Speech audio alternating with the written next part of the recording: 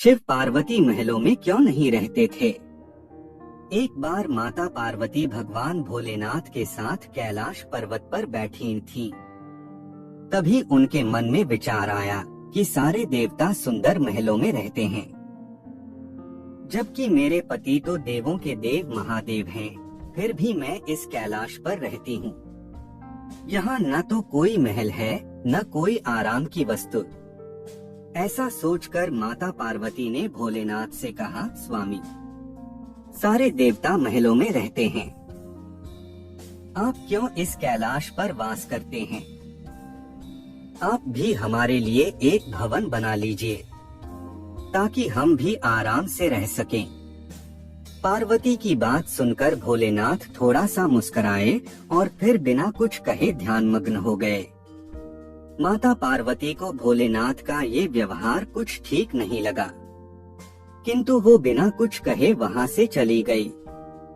जब महादेव अपने ध्यान से निकले तो माता ने फिर से भोलेनाथ से कहा, है प्रभु, मेरा भी मन है कि मैं अन्य देवताओं की भांति महल में रहूं। आप भी मेरे लिए एक भवन बनवा दीजिए। तब महादेव ने उनसे कहा, देवी, महल में रहना हम लोगों के लिए उचित नहीं है। किंतु माता पार्वती ने महादेव से हठपूर्वक कहा, प्रभु, आपको नहीं लगता है कि आपको भी महल में रहना चाहिए? आपका महल तो स्वर्ग में बने हुए इंद्र के महल से भी उत्तम और भव्य होना चाहिए। अब तो हमें महल बना लेना ही चाहिए। महादेव ने माता पार्वती को बहुत समझाया। वे बोले, देवी, हम तो ठहरे योगी खुले में रहने वाले हैं, हमें भवन का वातावरण रास नहीं आएगा। हमें तो महल में भी चैन ही नहीं मिलेगा, क्योंकि महल में रहने के बड़े नियम और बंधन होते हैं। किंतु माता ने तो मन में विचार कर लिया था कि अब महलों के बने बिना वो नहीं मानेगी। वो बोली, है महादेव, जब सारे देव महलों में रहते हैं तो फिर महादेव क्यों बर्फ की चट्टानों पर रहें? पार्वती के इस हठ के आगे देवों के देव महादेव को भी झुकना पड़ा। तब उन्होंने इस कार्य के लिए स्वर्ग से विश्वकर्मा जी को बुलवाया और उन्हें ऐसा महल बनाने को कहा जो तीनों लोकों में किसी का ना हो। उधर विश्वकर्मा जी महादेव के आदेशानुसार भवन बनाने के लिए उपयुक्त स्थान की खोज में लग गए। स्थान की खोज करते हुए उन्हें एक ऐसा स्थान दिखा जो चारों ओर से पानी से घिरा हुआ था और बीच में 3 सुंदर पहाड़ थे। वो पहाड़ों पर तरह तरह के फूल और वनस्पति से ढके हुए थे।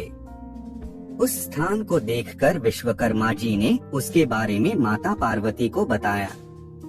जब माता पार्वती ने उस स्थान के बारे में सुना तो उन्होंने खुश होकर भवन बनाने का आदेश दे दिया। विश्वकर्मा जी ने भवन बनाने की शुरुआत की और अपनी विशिष्ट कला का परिचय देते हुए भवन के साथ साथ वहाँ एक सुंदर नगर का निर्माण भी कर दिया। वह नगर देखने में अति सुंदर था। विश्वकर्मा जी ने उस महल और नगर को सुंदर बनाने में अपना पूरा योगदान दे दिया था। जब उस महल को माता पार्वती ने देखा तो उनकी प्रसन्नता का ठिकाना न रहा। उन्होंने विश्वकर्मा को धन्यवाद देते हुए उनकी बहुत प्रशंसा की। विश्वकर्मा माता पार्वती और भोलेनाथ को प्रणाम करके अपने लोक को चले गए। घर बनाने का कार्य तो पूर्ण हो चुका था। अब माता ने महादेव से कहकर गृह प्रवेश का शुभ मुहूर्त निकलवाया।